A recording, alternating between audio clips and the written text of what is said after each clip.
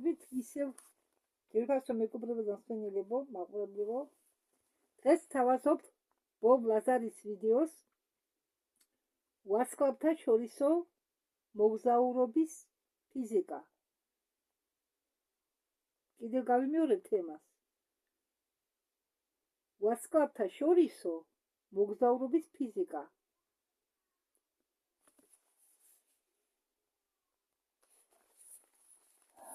ახლა კი ბობ ლაზარის სახელით წავიკითხავ იმას, რაც გადავთარგმნე. ვიდეოში გამოდის თვითონ ბობ ლაზარი და ყვება. სხვათაშორის ძალიან საინტერესოდ. სალამი, მე ვარ ბობ ლაზარი.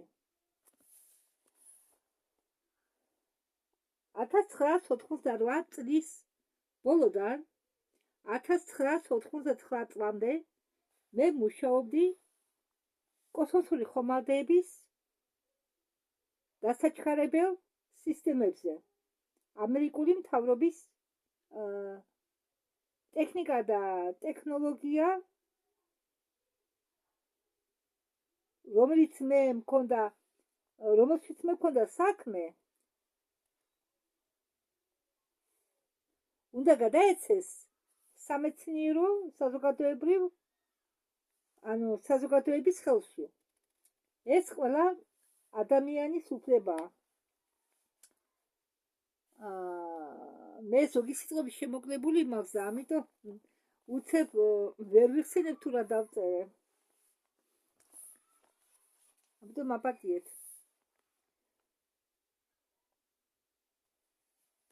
ხო, ესე იგი ბობ ლაზარი ამბობს, რომ ტექნოლოგიები ადამიანებსაც ეკუთვნის. არის არსებული მტკიცებულება იმისა, რომ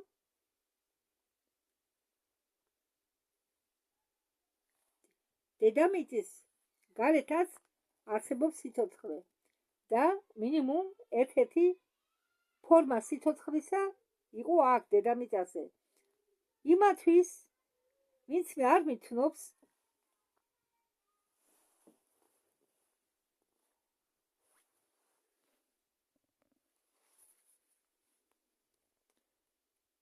მოკლედ მოგიყვებით ჩემზე. მე ფიზიკოსი ვარ. მე მაქვს ფიზიკაში ხარისხი დაცული ელექტროტექნოლოგიაში. მე მუშაობდი რამდენიმე პროგრამებში, ზოგი, რომლისგანაც მოითხოვდნენ წვდომის დონეს სრულიად საიდუმლო, ან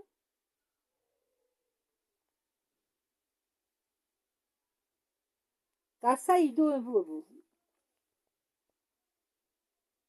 სუპერ გასაიდუმლო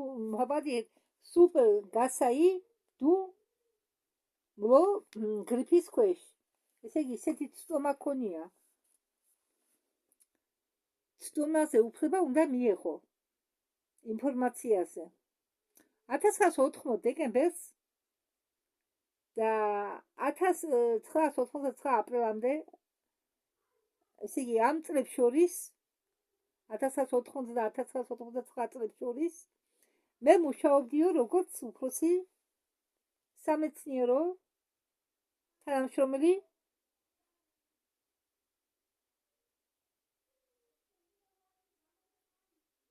ყველა საიდუმლო პროექტებში,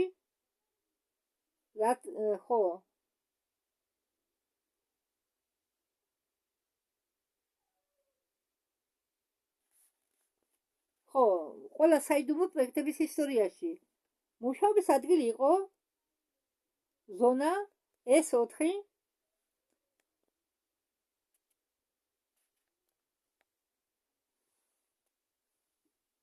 ზონა S4 განლაგებულია 23 კილომეტრში, ზონა 51-დან. ოღონდ სამხრეთით. იქ ამუშავებდნენ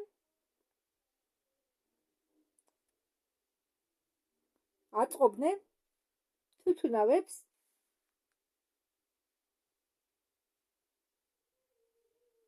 შპიონებს, ესე იგი თვითმფრინავ შპიონებს. YouTube-ებს ეს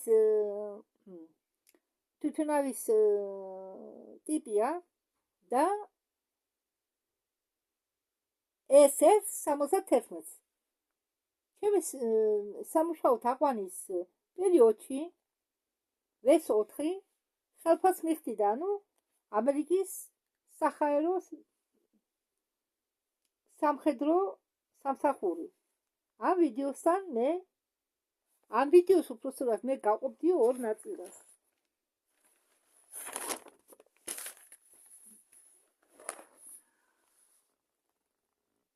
პირველ ნაწილში იქნება მოწოდებული თემა იმაზე, თუ რასთან გქონდა საქმე, პირდაპირ და რასაც ვიყავი ინსტრუქტირებული.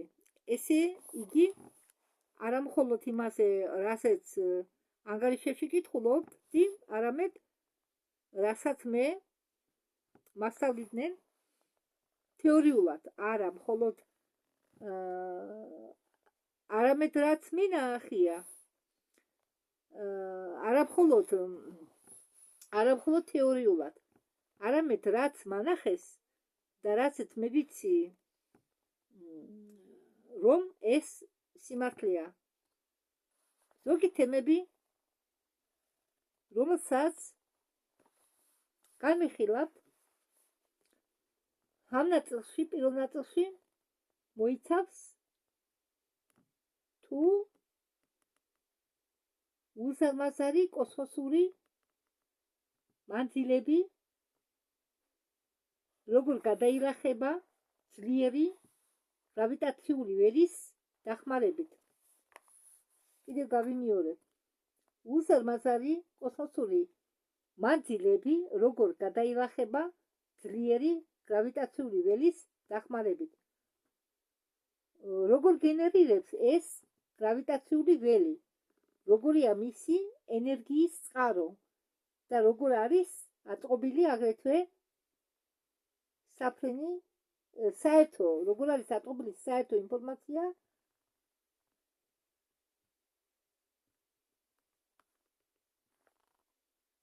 მფრინავ დისკებზე. ვიდეოს მეორე ნაწილი მოიცავს თემებს, რომელზეც მე ვკითხულობდი როგორც დამატებით ინფორმაციას, მაგრამ უმეტესწილად მე არ მქონდა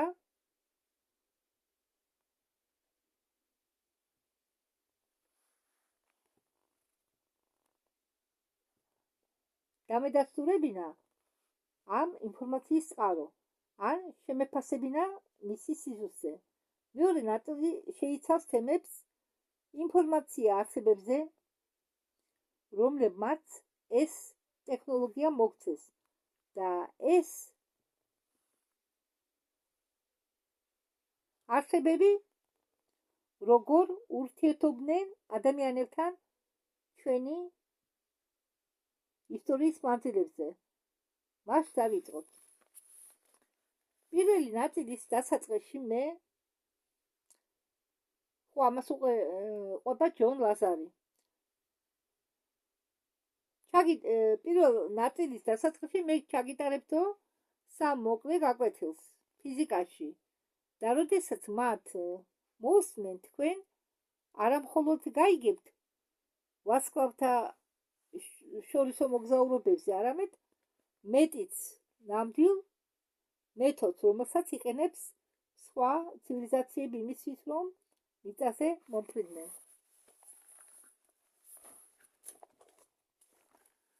როგორ შეიძლება გადალახოთ სივრცის მანძილი სინათლის სიჩქარის აჩქარების გარეშე? როგორ უნდა გადაადგილდე წერტილებს შორის პუნქტი A-დან პუნქტ B-მდე სინათლის სიჩქარე შეადგენს 360,000 კილომეტრ/წამში, რაც მიახლოებით უდრის 1,180,000, ესე იგი 180 მილიონ კილომეტრ/საათში. სინათლის წელი კი არის მანძილი, რომელიც იფარება 1 წელიწადში. პროქსიმა ცენტავრამდე ახლომდებარე ვარსკვლავური სისტემამდე დაგჭირდებათ 4 წელი. მოგზაურო, ესე იგი 4 წელი სამოგზაუროდ სინათლის სიჩქარით, როდესაც ჩვენ ვანგარიშობთ მანძილებს მათ ვეთანხმებით სინათლის სიჩქარეს ნავიგაციას, საწვავის რაოდენობას და როდესაც თქვენ აფასებთ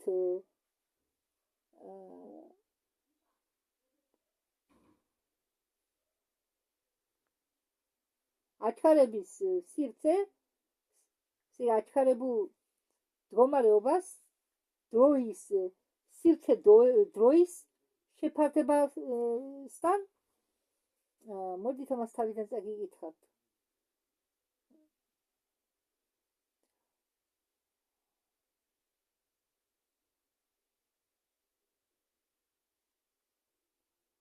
როდესაც თქვენ აფასებთ სიჩქარეებს სივრცე დროის შეფარდებასთან დაკავშირებით, დროის შენერებასთან დაკავშირებით და მისი მომატებასთან დაკავშირებით სიგრძის, ბრუნვა და ამდაგვარი სხვა ფაქტორებს თუ გაითვალისწინებთ, ხდება ნათელი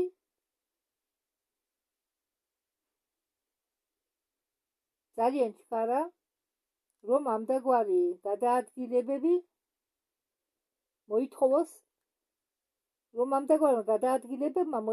ტექნოლოგიების მოითხოვენ უფრო სწორად, რომ ამდაგვარი გადაადგილებები მოითხოვენ ტექნოლოგიის ისეთ დონეს, რომელსაც ადმენი ჯერ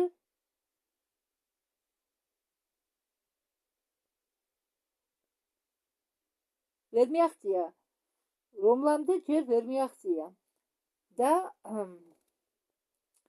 სიმართლე იმაშია, რომ მასეთ მანძილებზე გადაადგილება სინამდვილეში მოითხოვს დონეს ტექნოლოგიისა, რომელიც ადამიანის სთვის ჯერ მიუცდომელია, მაგრამ ეს არაფრით არ არის დაკავშირებული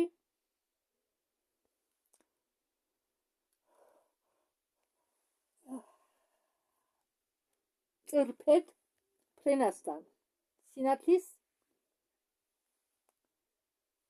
სიჩქარესთან შეფარდებაში.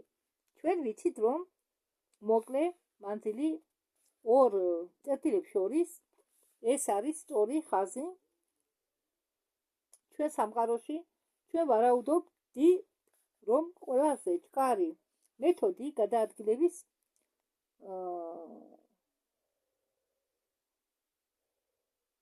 A წერტილიდან B წერტილამდე სინათლის სიჩქარით არის შესაძლებელი, მაგრამ საქმე იმაშია, რომ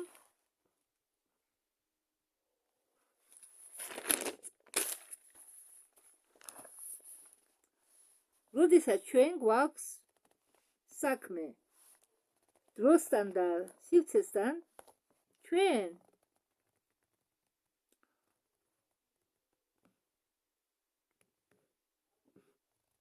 ვახტებთ უნარს გენერირება გავუკეთოთ ძლიერ გრავიტაციულ ველს.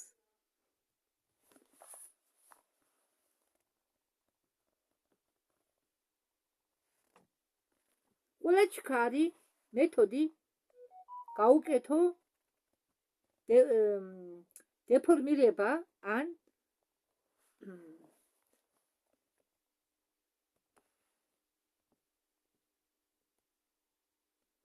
უნდა გამრუდო სივრცე ისე, რომ სივრცე და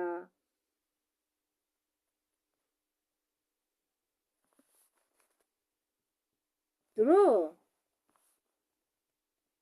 წერტილებს შორის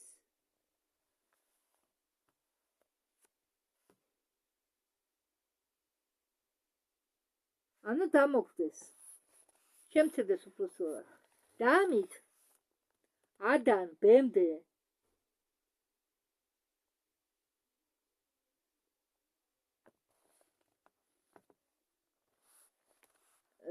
წერტილებს შორის მანძილს ვაახლოვებთ ერთმანეთთან, რაც უფრო ძლიერია გრავიტაციული ველი, მით მეტია სივრცის და დროის გამრუდება.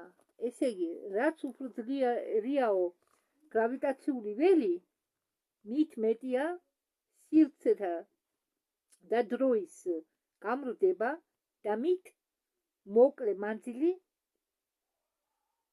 ხდება წერტილებს შორის. ბევრი ჩვენგანი უყურებს სივრცე და დროის ესე იგი, ბევრი ჩვენგანი უყურებს სივრცე და დროს, როგორც სიცარიელებს ან რამე ამდაგვარს. მე მახსოვს, რომ არც ისე შორს ხალხი თვლიდა ჰაერს ჩვეულებრივ ატმოსფეროს. არაფლად. ატმოსფეროს თვლიდა არაფლად. მაგრამ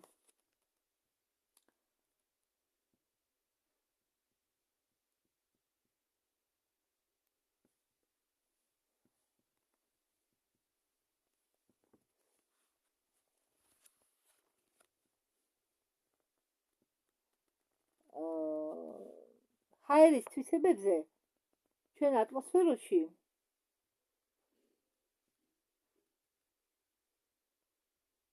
გაიგეს რაღაც დროის გავლის შემდეგ. ერთ-ერთი თვისება სივრცისა და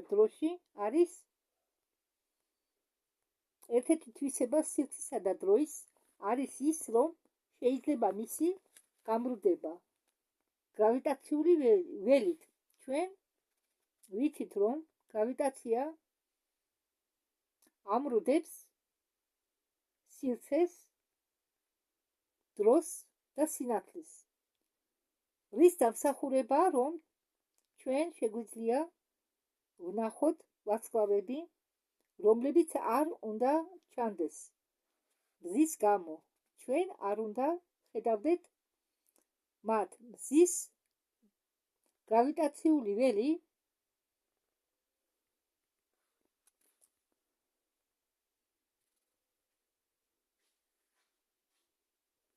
მრუდავს სივრცეს, დროს და სინათლეს. მზის გარშემო რაც გვაძლევს საშუალებას ვხედავდეთ ვარსკვლავებს, რომლებიც უნდა იყოს მზით დაფარული. და ჩვენ ვიცით, რომ გრავიტაცია ამრუდებს დროს იმპაქტის დახმარებით. მაგალითად, ორი ერთნაირი ატომური საათი ავიღოთ, ერთი ზღვის დონეზე გავაჩეროთ, მეორე კი დიდ სიმაღლეზე ავწიოთ. და როდესაც მათ ისევ ერთად დავდებთ, ისინი უჩვენებდნენ, იქნებიან სხვადასხვა დროს. დროის სხვაობა დაკავშირებულია იმასთან,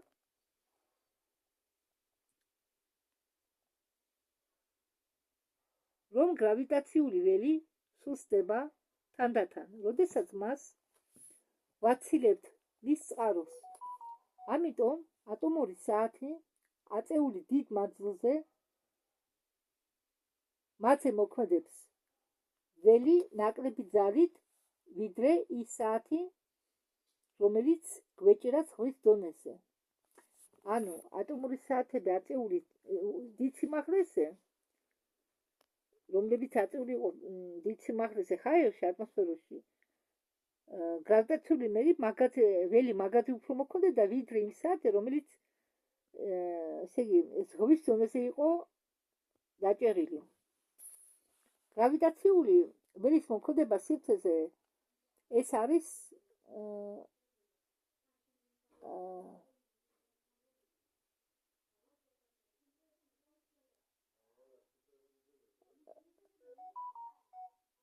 ის რომ არ გენერირდება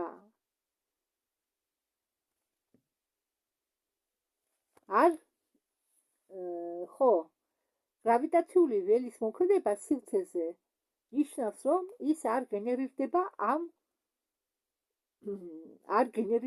ველის მაპატიეთ მასიური სხეულები აქამდე იყვნენ ერთ-ერთი გრძნობიარე წყაროები ისევე გრავიტაციული ველი დიდი მასისა როგორც პლანეტა ამრუდებს სივრცეს და დროს ნებისმიერი გრავიტაციული ველი იქნება ეს ბუნებრივი ან გენერირებული ამრუდებს სივრცეს ამდენგვარად და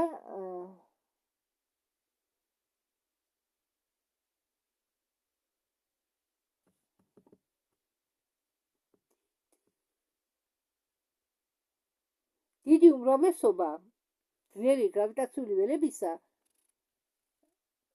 იმაშია რომ შეიძლება მისი ჩართვა მარტო ჩართვა კი არა არამედ გათიშვას ესე იგი ხელოვნური დაგენერირებული ჩართული ველები შეიძლება აგრეთვე გათიშოს მაგრამ ბუნებრივი გრავიტაციული ველს ვერ გათიშავ თუ მასზე რამეზე მოქმედება არ მოახდინა თუ ჩვენ მიუბრუნდებით პირველ ილუსტრაციას ხომ ნახატებს აჩვენებს მაგრამ მე მაგ ნახატებსაც გადახატავდი ესე პირველ ილუსტრაციაზე ნაჩვენებია გამრუდებული სივრცე და თუ ჩვენ მიუბრუნდებით პირველ ილუსტრაციას ჩვენ ნახავთ რომ როდესაც ჩვენ გენერირებას ვუკეთებთ გრავიტაციულ ველს ჩვენ შეგვიძლია სივრცის გამრუდება და დროის გამრუდება და მანძილი წერტილებს შორის რომელშიც ჩვენ ვართ და იმ წერტილებს შორის იმ წერტილში სადაც ჩვენ გვინდა მოხვედრა შეგვიძლია აღმოჩნდეთ სივრცის და დროის გამრუდების შემთხვევაში უფრო ჩქარა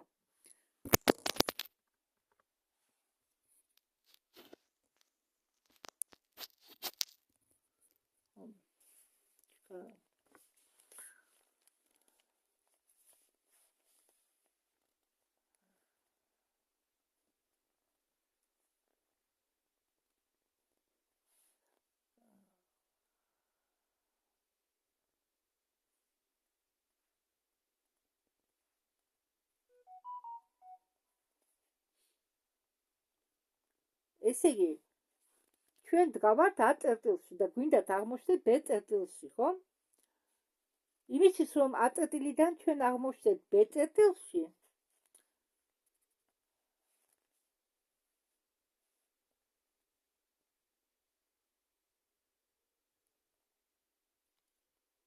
უნდა გამოვიწიოთ გრავიტაციული ველის რეგენირება. როდესაც ჩვენ A წერტილიდან აღმოჩნდებით B წერტილში, ჩვენ შეგვიძლია ეს გრავიტაციული ველის რეგენირება შევწყვიტოთ. ხომ გამიგეთ? ანუ ასე მოძრაობენ ხომალდეები კოსმოსურ სივრცეში. ეს საშუალებას იძლევა სივრცე და დროის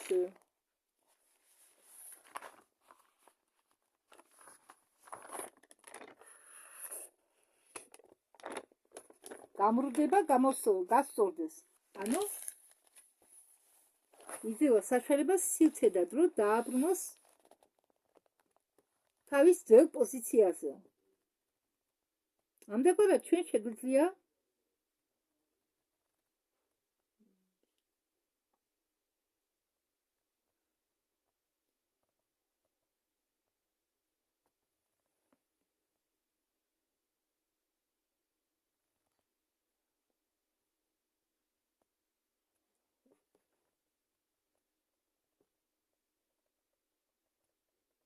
გადავლახოთ უზარმაზარი მანძილები.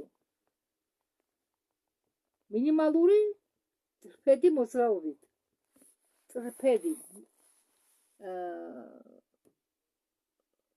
წრფედი ჩვენ ცხოვრობთ წრფედ დროში. Длинное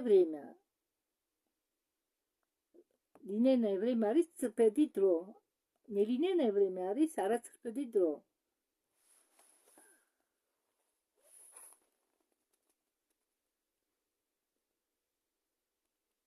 როგორ გადაილახება დიდი მანძილების სივრცეში, ვარსკვლავთა შორისო მოგზაურობაში, სინათლის სიჩქარის მომატების გარეშე. ეს მისაწვდომია ძლიერი გრავიტაციული ველის გენერირებით. ის ეხმარება ცოტა დროში გადალახოს ხომალდმა უზარმაზარი მანძილები. და როგორ უნდა გენერირებდეს გრავიტაციული ველი?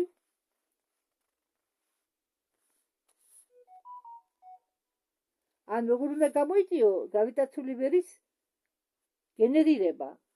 აქამდე მე ვიყენებდი ტერმინს გენერაცია იმისთვის, რომ ამეხწერა თუ როგორ იქმნება გრავიტაციული ველი და მე არ ვიცი გრავიტაციული ველის შექმნა.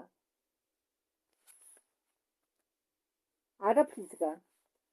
ამიტომ ტერმინი შეერთება გრავიტაციულ ველთან ან მისი გაძლიერება უფრო მოიხმარება. ამის სასახსნელად. იმისთვის რომ გაიგო რა არის გრავიტაცია ან როგორ ჩართო ის ან გააძლიერო ჩვენ ჯერ უნდა ვიცოდეთ რა არის გრავიტაცია. უნდა გავიგოთ თუ რა არის გრავიტაცია. არის ორი მთავარი თეორია. ტალღისებური თეორია, რომელიც ცვლის, რომ გრავიტაცია არის ტალღა. აგრეთვე გრავიტონების თეორია არსებობს,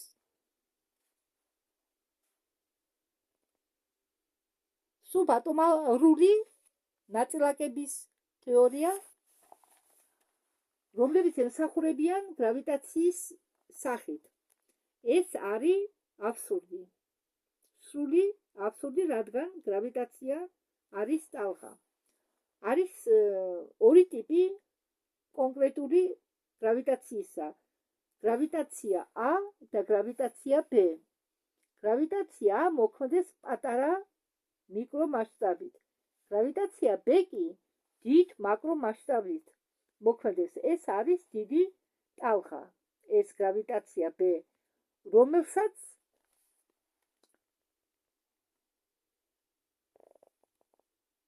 უკავია დედამიწა და სხვა პლანეტები მზის გარშემო ორბიტაზე. როგორც მთვარე და ხელოვნური თანამგზავრები. ჩვენ არ ვიცნობთ აგრავიტაციას. აგრავიტაცია ეს არის ძლიერი ატომური ძალა ფიზიკაში. აგრავიტაცია ეს ძალა, რომელსაც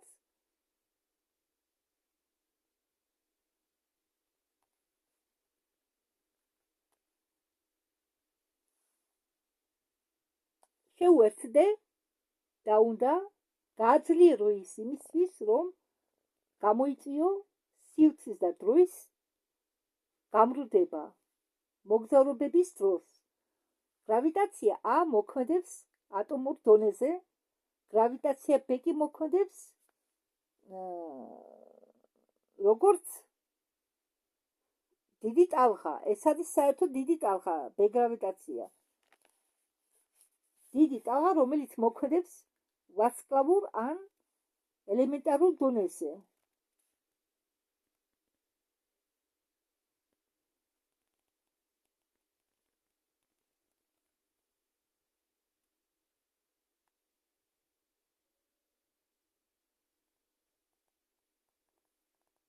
მაგრამ არ აურიოთ ამ ტალღების ზომა მათ ძალასთან, რადგან გრავიტაცია არის უფრო ძლიერი ძალა, ვიდრე გრავიტაცია B. ჩვენ შეგვიძლიათ ერთი წამით მოვცილდეთ B გრავიტაციას თუ ცოტა ავხდებით ზევით, ასე რომ ეს არ არის ძლიერი გრავიტაციული ველი. გრავიტაცია ას შემჩნევა, აღმოჩენა პრობლემა არ არის, რადგან ის არის ყოველი ატომის ბირთვში, ყველა მატერიისა სამყაროში, მაგრამ შეერთება გრავიტაცია ასთან ქიმიური ელემენტისა ბუნებრივი ტაბულიდან, რომლებიც დედამიწაზე მისად სდომია,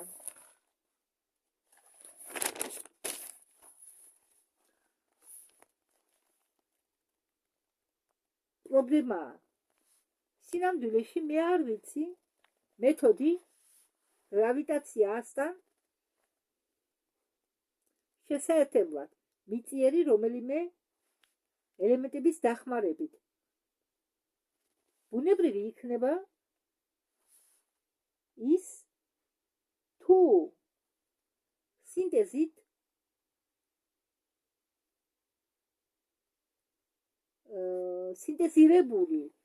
სინტეზირებული და თუ ის სინტეზირებულია და აი რატომ ჩვენ უკვე ვიცით რომ გრავიტაციაა ის ძალა რომელიც შეიცავს მასას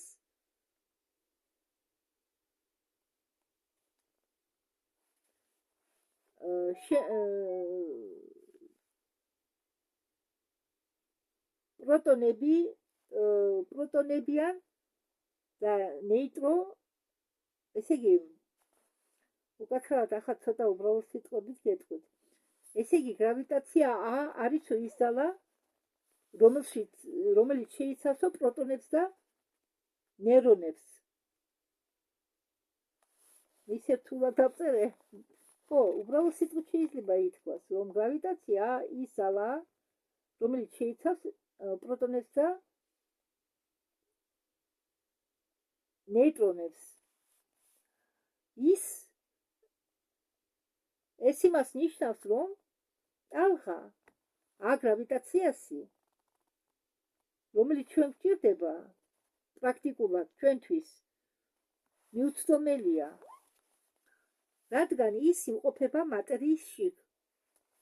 ხო, თურმე გრავიტაცია იმყოფება მატერიის შიგ და შეიცავს პროტონებს და ნეიტრონებს.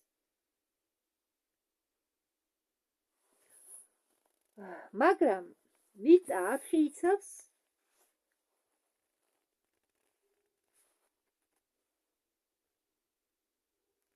სამყაროს ყველა მატერიას. მატერია, რომელიც იქმნება მზის სისტემაში,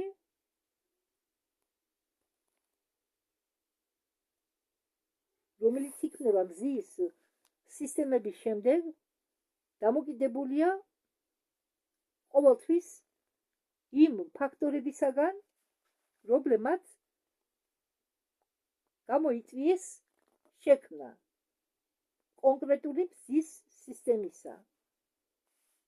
ორი ფაქტორი იმისა თუ რომელი მატერია ჩნდება ან რჩება მზის სისტემის შექმნის შემდეგ. ეს ელექტრომაგნიტური ენერგიის რაოდენობა, მასის რაოდენობა, რომელიც ესწრება მზის სისტემის შექმნის მომენტიდან. ჩვენ მზის სისტემაში პირველი ვარსკვლავისა, ესე იგი ჩვენი მზე, მაგრამ უამრავი მზის სისტემაში ჩვენ galaktikაში ირმის ნახტომის ჩათვლით არიან ბინარული ან სისტემები მრავლობითი ვარსკვლავებით. აქ ვარსკვლავების ქვეშ იგულისხმება მზე და მზეები. ბინარულიც იმას ნიშნავს, ორი ან მეტი მზე თუ არის ვარსკვლავურ სისტემაში.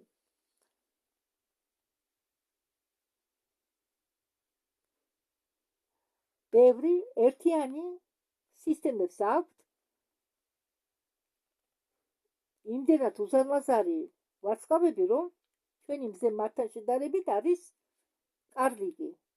მათ ფონზე თუ ამას ყველაფერს მივიღებთ ყურადღებაში, ხდება ნათელი, რომ ერთიანი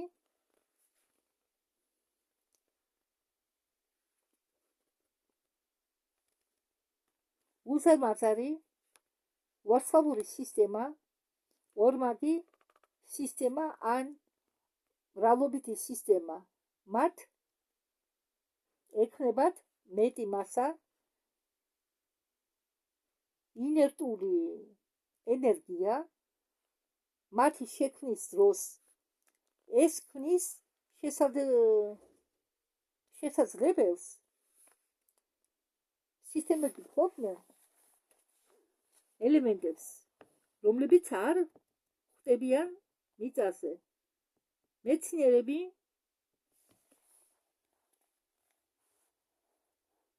დიდი ხანია თეორიას ავრცელებენ პროტონების და ნეიტრინების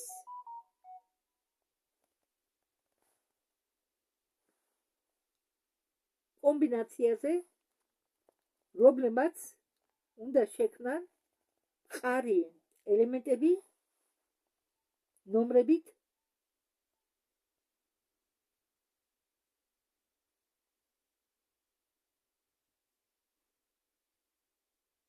უფრო მაღალი ვიდრე ისინი, რომლებიც იმყოფებიან ჩვენ პერიოდულ ტაბულაში, თუმცა მასეთი მძიმე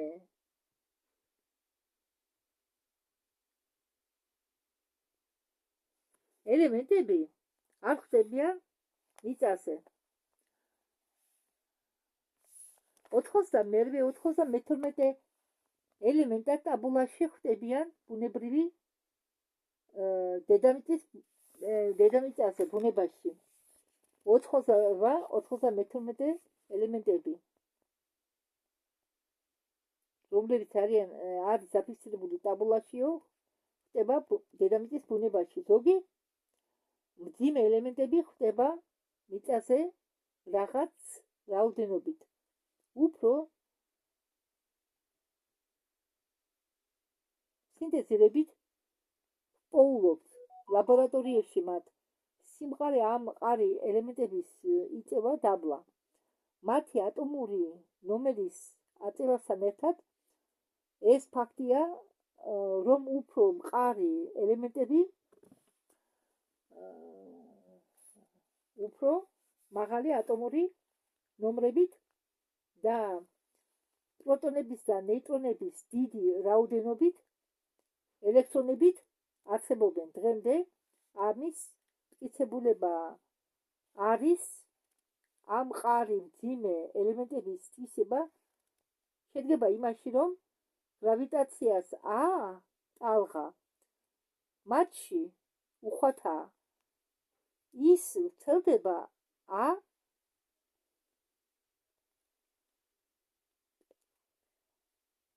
პერიმეტრის მიღმა, ატომის მიღმა. მათ აქვთ გრავიტაციული გრავიტაციის ველი, ანუ გრავიტაციული ველი. დამატებით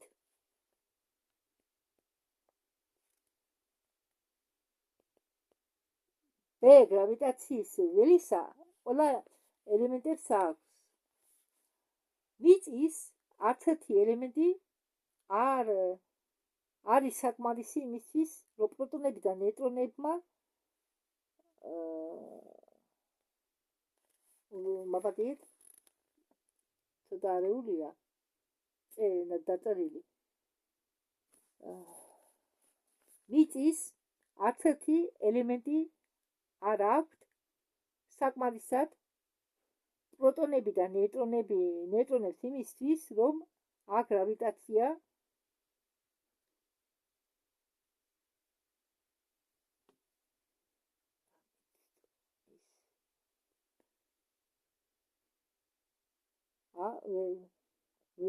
მოკლედ დავწერე და ვერ ამოვიკითხე.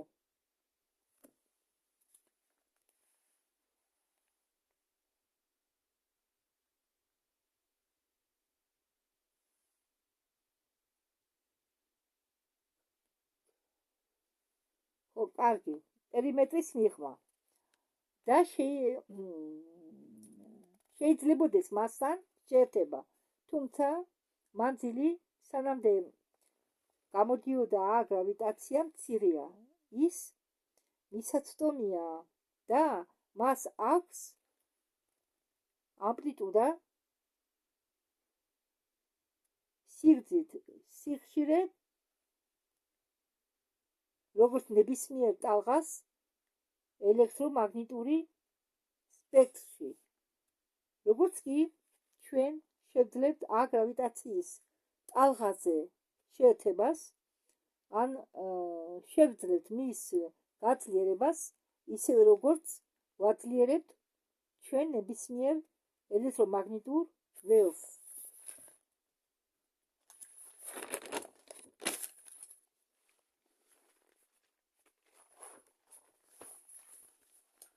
მაგალითად, შავი ხვრელი აძლიერებს გრავიტაციის მოქმედებას. მათ როგორ გენერირდება გრავიტაციული ველი?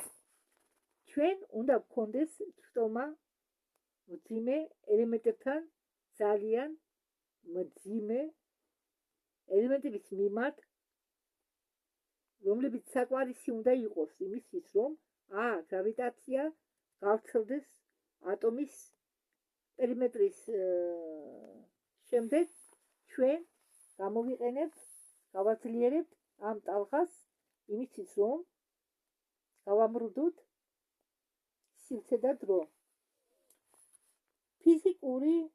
ფიზიკის მესამე გაკვეთილის დასასრულს ბოლო კითხვა იყო, რომელ წყაროს იყენებდნენ მასეთ მოგზაურობაში. მათთვის, ვისაც ცოდნა ენერგიებზე მცირე მაინც აქვს, იმედია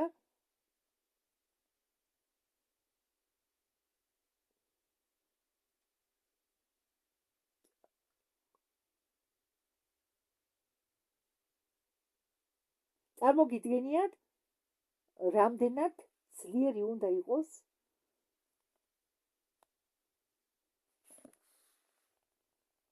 ძალა, რომ გამრუდების დროს სივრცე ამ მოგზაურობის ბოლოს ჩვენ ვაძლიერებთ ტალღას,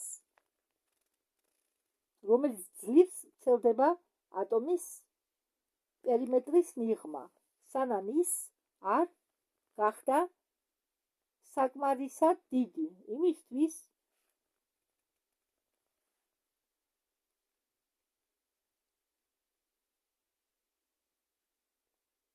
გამრუდოს უზარმაზარი სივრცის და დროის მასა. თქვენ ვისაც აქვთ ფართო ცოდნები ენერგიებთან დაკავშირებით, მე დარწმუნებული ვარ, იქნება უფრო გასაკვირი ამდაგვარი მათთვის, ხო, მათ უფრო უკურძეს იქნებაო, ამდაგვარი შეიძლება გამოიყენო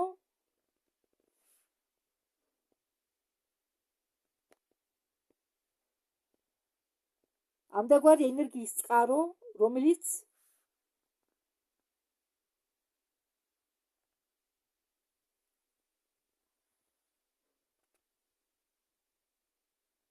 ამდენ ენერგიას გამოყოფს.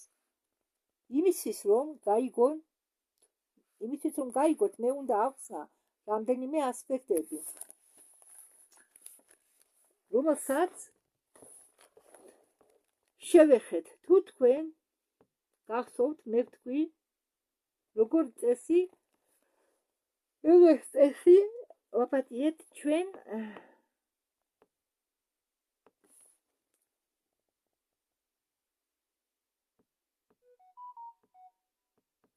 როგორი რაც სუდათ მაქვს დაწერილი სიჩქარეში არეულად. ჩვენ ვუკეთებთ სინთეზირებას მძიმე და მაჩხარებლებს მათი სიმყარე იკრებს მათი ატომური ნომრის მომატებით. მას რას ნიშნავს ჩვენ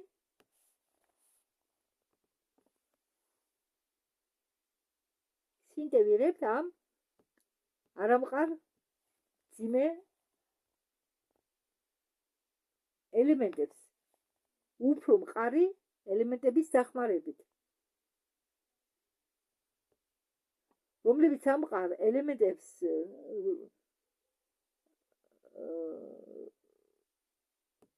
რომელშიც ხო ამ სინთეზირების დროს რომელშიც ჩვენ ვიყენებთ ელემენტებს როგორც მიზნობრივ დამაჩხარებლებს, შემდეგ ჩვენ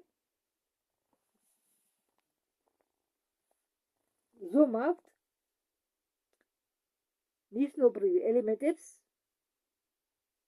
ატომარული და სუბატომარული ნაწილაკებით და მაშინ ხდება ტრანსმუტაცია, რა დროსაც მიზნობრივი ელემენტები გარდაიქმნება მეორეში, უფრო მძიმე ელემენტებში. ამ ელემენტებს უფრო მაღალი ატომური ნომერი აქვს. ატომური ნომერი ნიშნავს პროტონების რაოდენობას ბირთვში.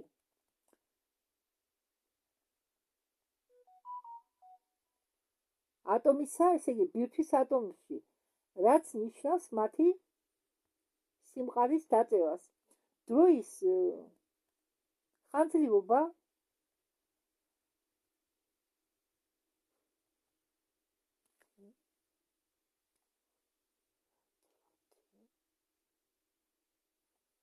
რადგან არსებობს ელემენტი თავისი და ესე იგი თავის დაჩლის შემდეგ განსაზღვრავს მის სიმყარეს. ერთი ელემენტის ატომები იშლებიან ჩქარა, ვიდრე სხვა ელემენტის ატომები. და რაც უფრო ადრე იშლება ელემენტები, მით უფრო ნაკლებია მისი სიმყარე. როდესაც ატომი იშლება, ის ასხივებს ან უშვებს სუბატომარული ნაწილაკებს და ენერგიას. და ეს ის რადიაცია, რომელსაც აფიქსირებენ მრეცხველები გერგერის აპარატით. როდესაც გერგერის მრეცხველი აფიქსირებს მაგალითად ურანს, ესე იგი ის აფიქსირებს ამ სუბატომარულ ნაწილაკებს.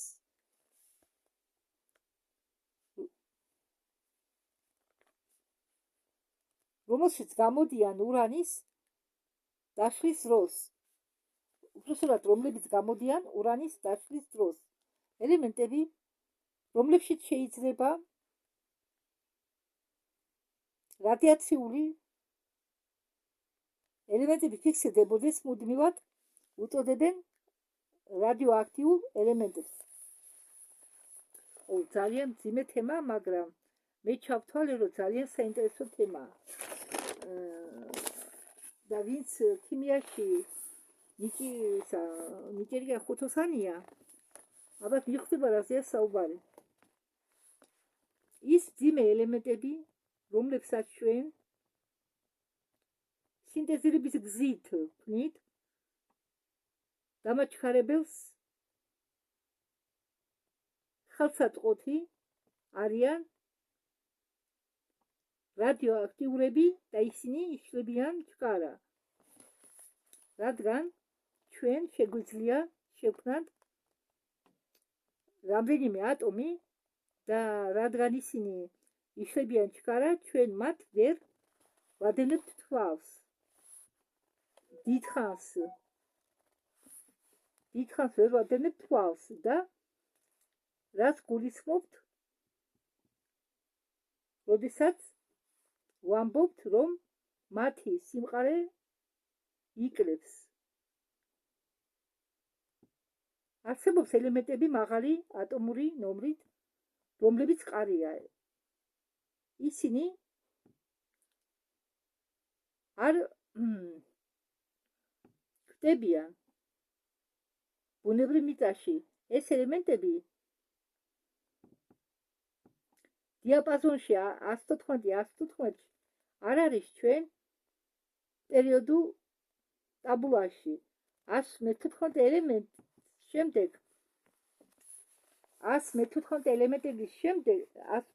ელემენტის შემდეგ ისევ ხდებიან არამყარი. 114 ელემენტი კი იშლება წამებში. ამას მივყავართ ენერგიის წყარომდე. ენერგიის წყარო არის რეაქტორი. იყენებს ელემენტს 114-ს. თურმე ატომური რეაქტორები იყენებენ ელემენტს 114-ს საწვავის სახით. ამ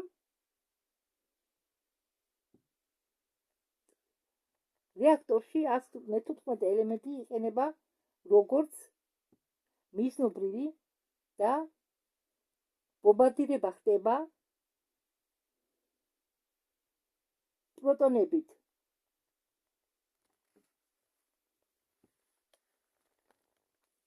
ნაწილაკების პატარა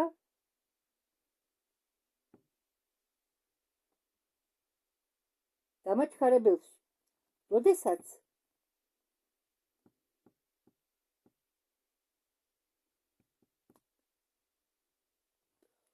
პროტონი უერთდება ბირთვს 114 ელემენტი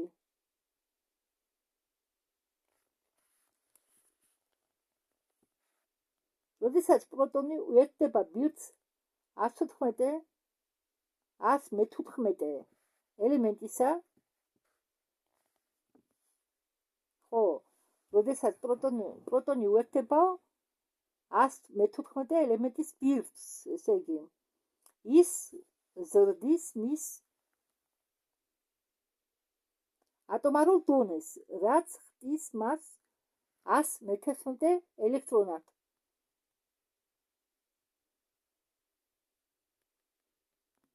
და რომელიც, როგორც თქვით, აქვე იშლება და ის, რომ 116 ელემენტი ან თავისუფლებს, ან ასხივებს, როდესაც ის იშლება, ეს ანტიმატერია არის. ანუ რადიაცია ყოფილა ანტიმატერია. ალბათ, რატომ და რასაცო 116 ელემენტი ასხივებს ან დაშლის დროს, ეს არისო ანტიმატერია. რა არის ანტიმატერია? ახლა ისმის ასეთი კითხვა და ბობ ლაზარი აგვიხსნის ახლა ჩვენ თუ რა არის ანტიმატერია. მას რა არის ანტიმატერია? ანტიმატერია არის ზუსტი ასლი საწინააღმდეგო მატერიისა, სადაც მუხტი და ბრუნვა საწინააღმდეგოა მთელი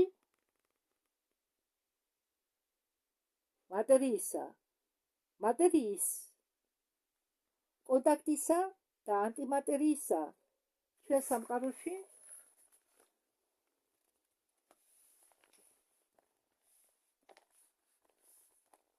როგორ ხდება? ანტიმატერია რეაგირებს და ხდება მისი სრული კონვერტაცია ენერგიაში. და გახსოვდეთ, რომ სწრაფი გარდაქმნა მატერიისა ენერგიაში. ეს ის არის, რასაც ჩვენ საერთოდ ვუწოდებთ აფეთქებას.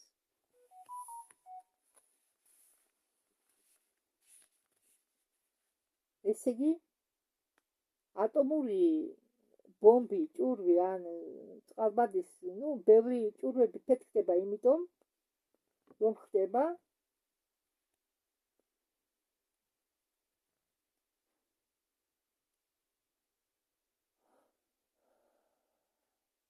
სწრაფი გარდაქმნა მატერიისა ენერგიაში.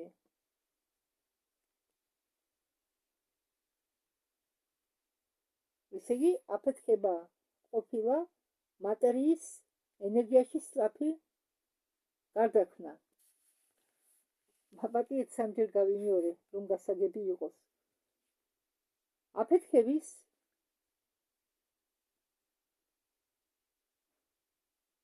დადის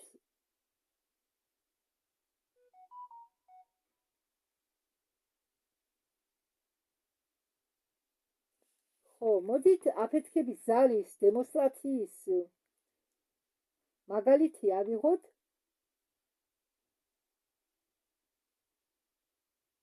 შემთხვევითი ადგილი, სადაც შეიძლება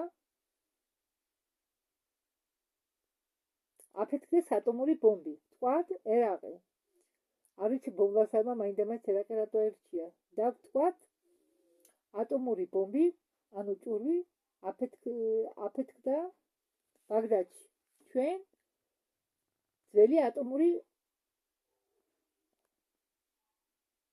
ბომბი, რომ უკაცრავად ჩვენ ძველი ატომური ჭურვი რომ ავაფეთქოთ, ბაგდადში სრული განადგურების ზონა შეადგენდეს იქნება მიახლოებით 3 კილომეტრს. ეს იქნება გამოწვეული გაყოფის პროცესით, რაში 1%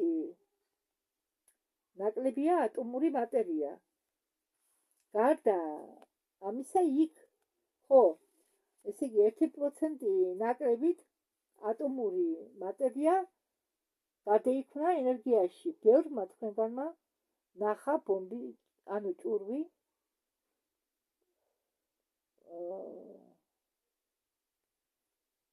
რომელიც იაპონიაში ჩამოაგდეს მეორე მსოფლიო ომის დროს. მასეთივე ჭურვი, რომელიც იყო ჩამოგდებული ნაგასაკაზე 9 აგვისტოს 1941 წელს,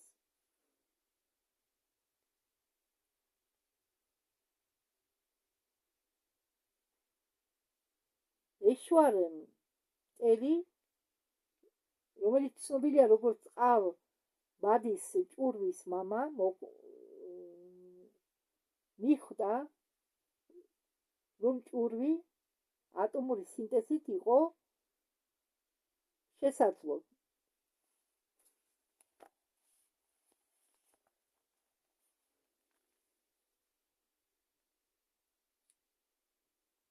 სინტეზი გამოყოფდეს იქნება უფრო მეტ ენერგიას და გამოიწვევს უფრო მეტ აფეთქებას. იმავე რაოდენობის მასალისა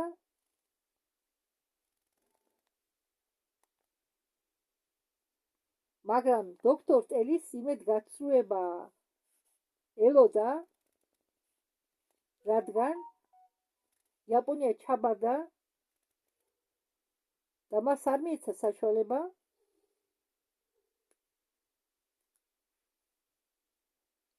მისი განახლებული ჭურვი გამოეცადა. და მაგის შემდეგ ის ბატონი ტელერსი ხასიათზე არ არის. თუ წყალბადის ჭურვი იმავე მასალის რაოდენობით აფეთქებოდა ბაღდადში, სრული დანგრევის ზონა მიაღწევდა 32 კილომეტრს. ეს იქნებოდა გამოწვეული ატომური სინტეზის რეაქციით, რომლის დროის 0.1% ატომური მატერიისა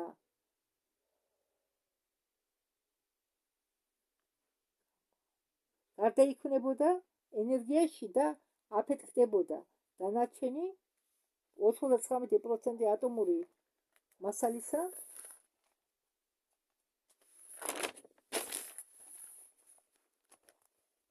ჭურვების მასეთ სახეობაში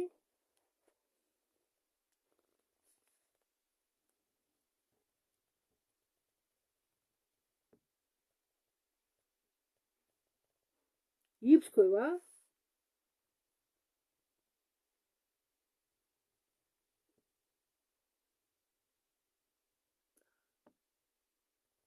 მონატან თვით რეაქციის სინტეზში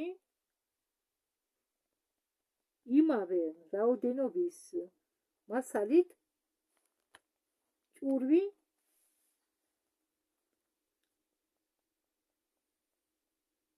რომლის მასალა იქნება ანტიმატერია და მასეთი ბომბი აფეთქდება და ბაღდადში მაშინ ზონა სრული დანგრევისა იქნება ალბათ მიაღწევდა აფრიკის ნაწილამდე, ევროპის და აზიის ნაწილამდე. არა, ეს უბრალოდ ხსნის, თუ ბომბებს რა დროს უძლიერდება მასშტაბი გავრცელების, აფეთქების შემდეგ მათ ხომ ენერგია გამოიყოფათ და რა მასშტაბის დანგრევა მოყვება ამა თუ იმ ბომბს. მან ბობ ლაზარმა დაიწყო უბრალოდ ატომური ბომბით. შემდეგ ვიღაც წელმა გაათანამედროვა ის წყალბადის ატომური ბომბით. შემდეგ კი მაგრამ იაპონელები ჩაბარდა, ამიტომ მას ექსპერიმენტი მეტ ჩაატარა. ახლა კი ვუბრუნდებით ენერგიის წყაროს. ძალიან რთული თემაა, მაგრამ საინტერესო.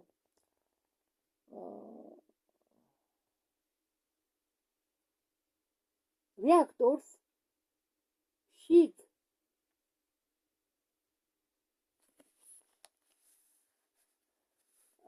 რეაქტორის შიგ 114 ელემენტი იბომბება პროტონით, რომელიც შედის 114 სისტემის ელემენტების ატომის ბირთვში. ის გარდაიქმნება 114 ელემენტად, რომელიც აქვე იშლება ან თავისუფლდება ანტიმატერიის მცირე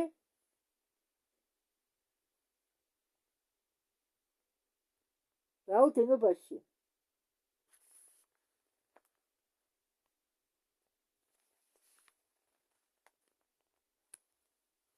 ანტიმატერიის მცირე რაოდენობით. ანტიმატერიას უშვებენ ვაკუუმის მილში, რომელიც იცავს რეაქციისგან მატერიასთან, რომელიც მას გარს ატყმია. შემდეგ ის მიემართება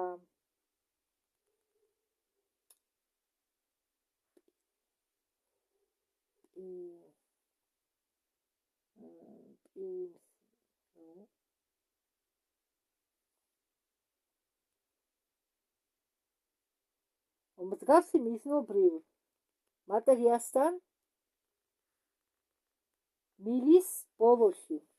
მატერია და ანტიმატერია ეჯახებიან ერთმანეთს უკაცრავად და ხდება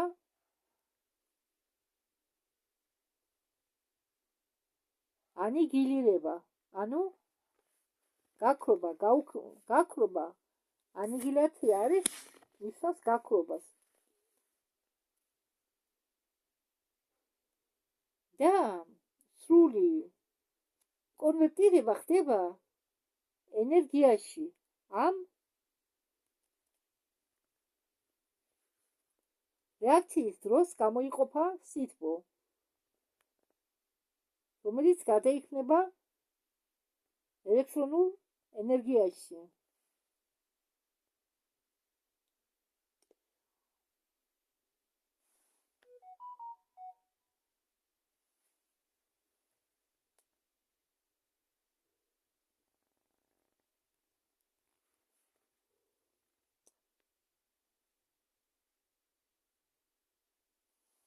აუ რართული სიტყვა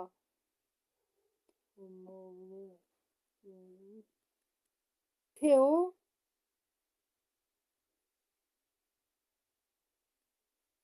ელექტრონულ გენერატორში 100%-ის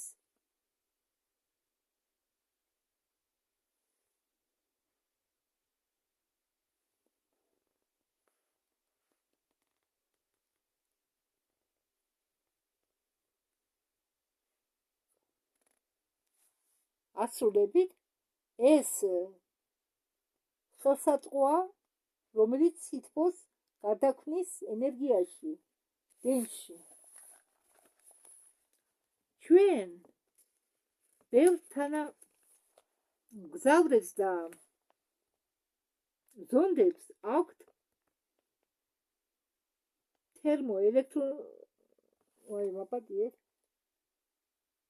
თერმოელექტრონული გენერატორები. დაუბრუნდეთ პირველ საკითხს. რომელი წყარო გამოიმუშავებს ენერგიას, რომელიც სჭირდება ამდაგვარი მოგზაურობისთვის და ეს წყარო არის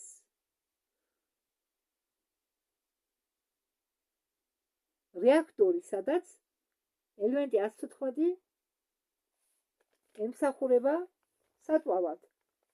რეაქცია კი სრული ანიგილაცია ამუშავებს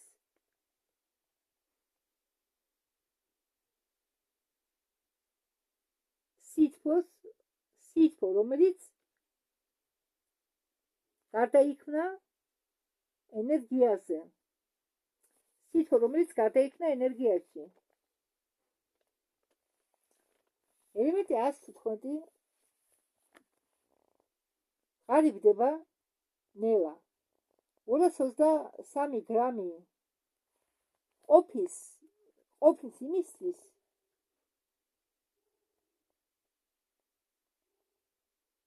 რომ 20-30 წელი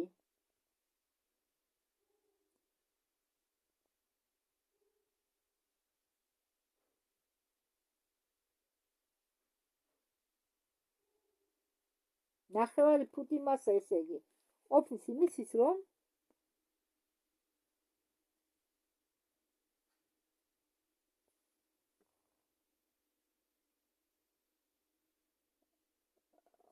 მაბადიეთ, ესე იგი, ელემენტი 115 ღარიბდება ნელად და ამ ელემენტის 223 გრამი ყოფნის,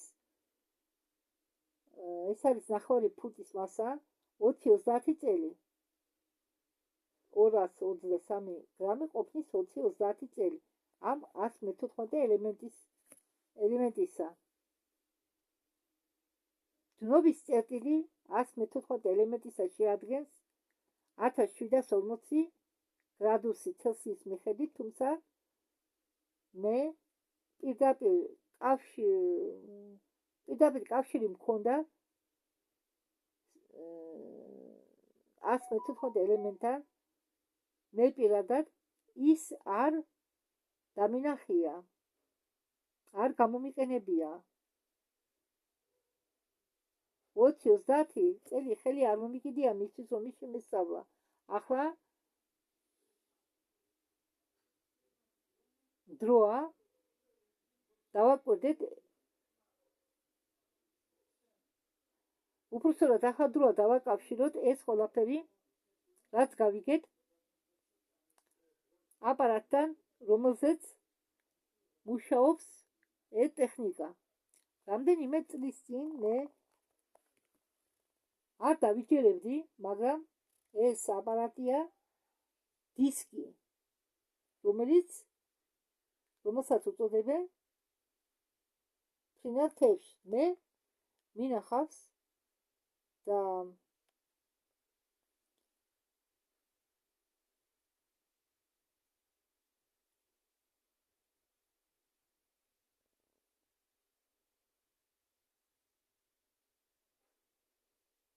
ვაკვირდებოდი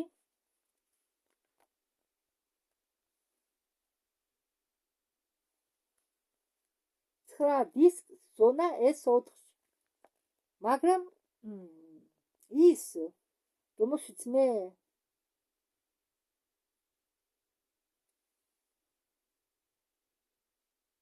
ახლა ავწერე, ეს ის არის, რომელშიც მე მხოლოდ კი არ მინახავს, ხო, რომელიც მე მხოლოდ კი არ მინახავს,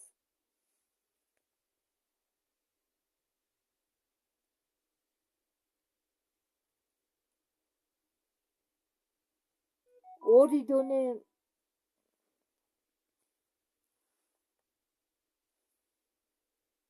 საბიდონიდან. აგრეთვე ვაკვირდებოდი მის მუშაობას ჩვენ დროში.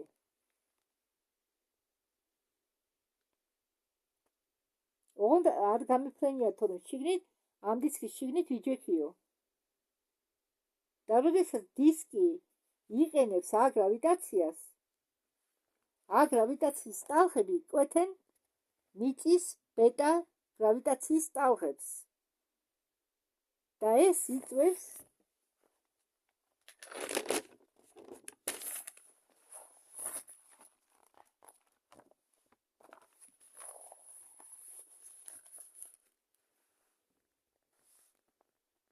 აფრენას. დისკს აქვს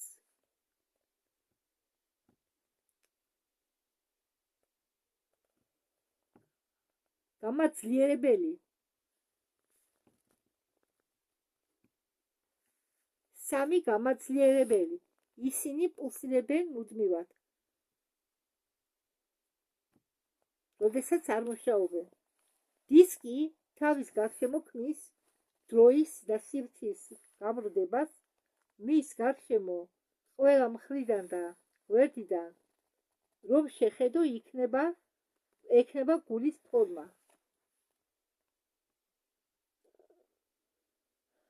ზევიდან კი პონჩიკის ფორმა, ანუ რუსულად რო იწყებენ ტორი. გამრუდება აღწევს მაქსიმუმს და ამ გულის ფორმაშია.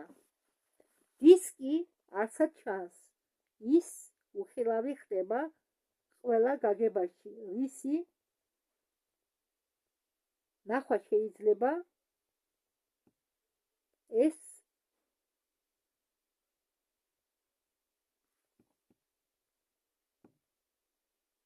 ცა დისკის გარშემო. თვითონ დისკი არ ჩანაო, მაგრამ ცა ჩანაო. პროგრამა ეს მეოთხე ზონაში შედგებოდა პროექტ გალილეი, პროექტ მეგობარი და პროექტ სარკესაგა. პროექტი გალილეი საქმიანობდა გრავიტაციული დამაჩქარებლებზე და იყო მყარი ყველა ფორმაში.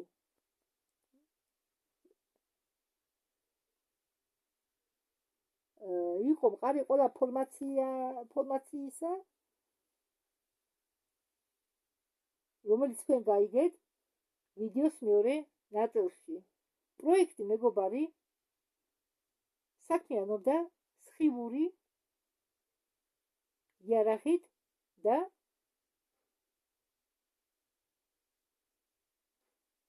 ფოკუსირდებოდა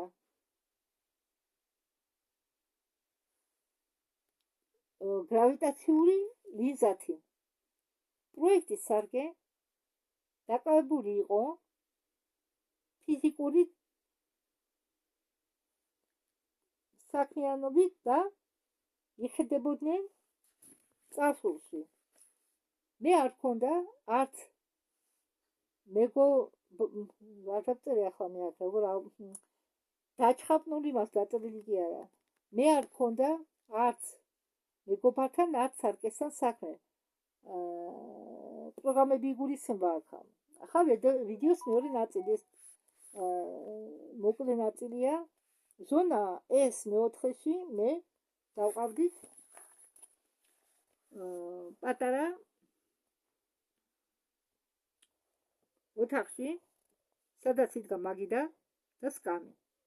და მაგიდას ელაგა 12 ლურჯი პაპკები. მე იქ ტოვებდნენ, რომ წამეკითხა, შემესწავლა მასალა 9 საათით. ეს ანგარიში შეიცავდა ინფორმაციას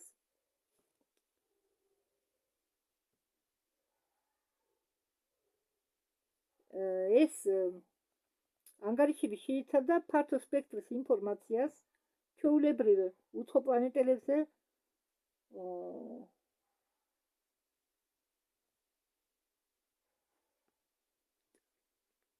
უცხო პლანეტარულ ტექნოლოგიებს და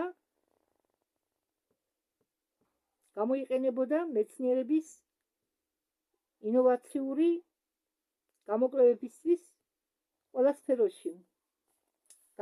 პროექტი გალილეო იყო აღწერა სწორი მოგვიანებით მე დავწუნდი მის სიღრმეში, ამიტომ შესაძლოა როგორც მეცნიერული ნაშრომი, რომელშიც მუშაობდნენ სხვა პროექტებშიც, რამაც შეეძლოთ ენახათ მტკიცებულებები ამ ინფორმაციის სიმართლესთან დაკავშირებით. მე ამ ინფორმაციას მოგიყვებით ისეთად, როგორც მე ის წავიკითხე. მე ამ ინფორმაციის შემოწმების საშუალება არ მქონდა, ამიტომ ისე მოგიყვებით, როგორც მე ის წავიკითხეო. ტექნოლოგია, რომელიც ვიდეოში მოგიყევით, შემოტანილი იქნა უცხო პლანეტელებით სისტემური, ესე იგი, ვარსკვლავური სისტემიდან ბადე 1/2-დან ეს ვარსკვლავები განლაგებული არიან ბადეში,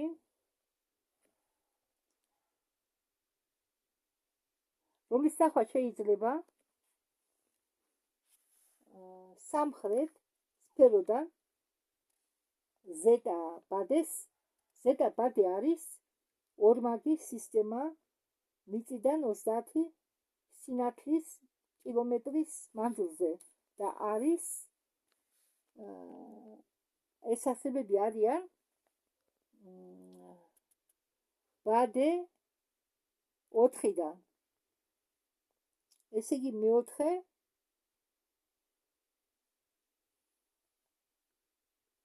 პლანეტიდან ზეტა ბადედან 2-დან. ესე იგი ბადე 4-დან და ზეტა პლანეტა ბადე 4-დან და ბადე მე-4-დან და ბადე მე-2-დან. იქ ის გონი 4 პლანეტა აქვენ, მაგრამ ზუსტად მასე აღნიშნებოდა ანგარიში. დღეღამ იმ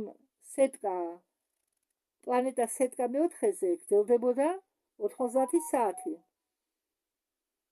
არსებების სიმაღლე იყო 90 სანტიმეტრიდან 100 სანტიმეტრამდე, ტონა 11-დან 21 კილოგრამამდე, ნაცრისფერი კანი ჰქონდათ, დიდი თავები და მინდალისებური თვალები, პატარა ცხვირი პირი და თმა არ ჰქონდათ. 1997 წლამდე ხდება გაცვლა ტექნოლოგიებისა ნევადაში და ამ დროს მოხდა კონფლიქტი ამ ზეტა წარმომადგენლების და ამერიკელებს შორის.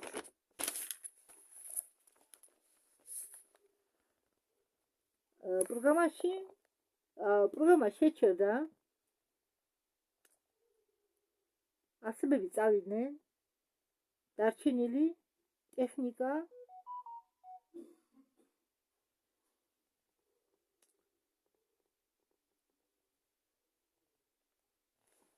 ვერ კითხულობ. კარგით, მოდით იმას გავაგრძელებ. ხო. კარგი, მოდით აქ შევჩერდები, თორემ გონი ფაქტით მას დაწერილი და ვერ კითხულობ. კარგად ვერ ხედავ.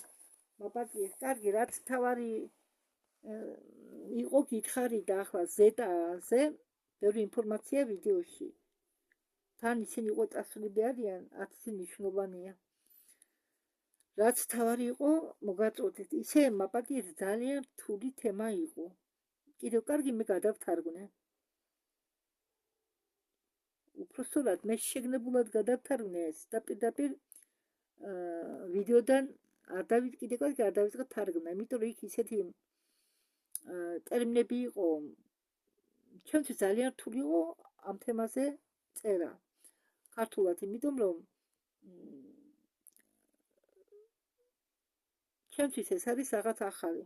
კი, მე შემეჩვი ამ ყველაფერს, მაგრამ მაინც ერთიაში რომ წაიკითხავ, გაიგებ, მაგრამ მეორეა შენ როგორ მიაცდი ამას ხალხს და მე როგორ შემეძლო მოგაწოდეთ ეს ინფორმაცია და დანარჩენი თუ დაგაინტერესა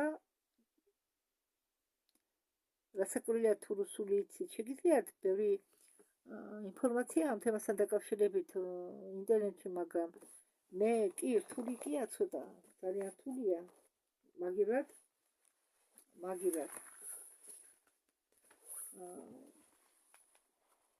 რაღაც წარმოდგენა გექნებათ. თქვენ ვინც რუსული არიცით, ვინც უცხოელები არიცით, რაღაც წარმოდგენა გექნებათ. იცით რა, ხანდახან მე ხო ვკითხულობ, ხო ვუსმენ ვიდეოებს და როდესაც დავშვა რაღაც ახალი ინფორმაცია, შემდეგ ახალ ვიდეოს მოვუსმენ, იქ ხდება ისეთი ტერმინები და იმ თემაზე საუბრობენ, რომ მე უკვე მაქვს წარმოდგენა, რადგან მოსმენილი მაქვს, ან წაკითხული მაქვს და თავს არ ვიმტრევ. აი რა არის ეს, რა არის ის, რადგან ეს უკვე მე გამიგია.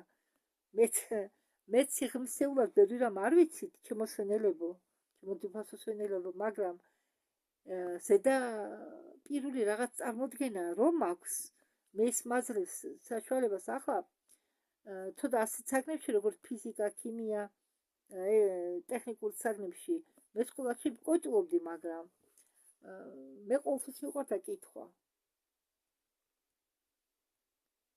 დიდ ბოდიშს გიხდით ყველას, ვისაც ახლა გაგაღიზიანებდათ ჩემი წაკითხვის მანერა, დიდ ბოდიშს გიხდით, მაგრამ გაითვალისწინეთ, რომ ცალთვალში ჯერ კიდევ კატარაქტა მაქვს და ნაოპერაციული თვალით მე მაგას ვერ წავიკითხავ, იმიტომ რომ კი ჩანს, მაგრამ მხოლოდ 6% მაცხადებლობა.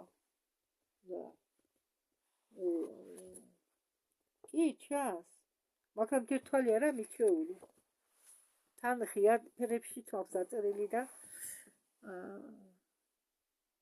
კი, მეც გეთანხმებით ძალიან რთული თემაა. და შეიძლება ბოლომდე ვერც კი მოусმინოთ ზოგიერთებმა, მაგრამ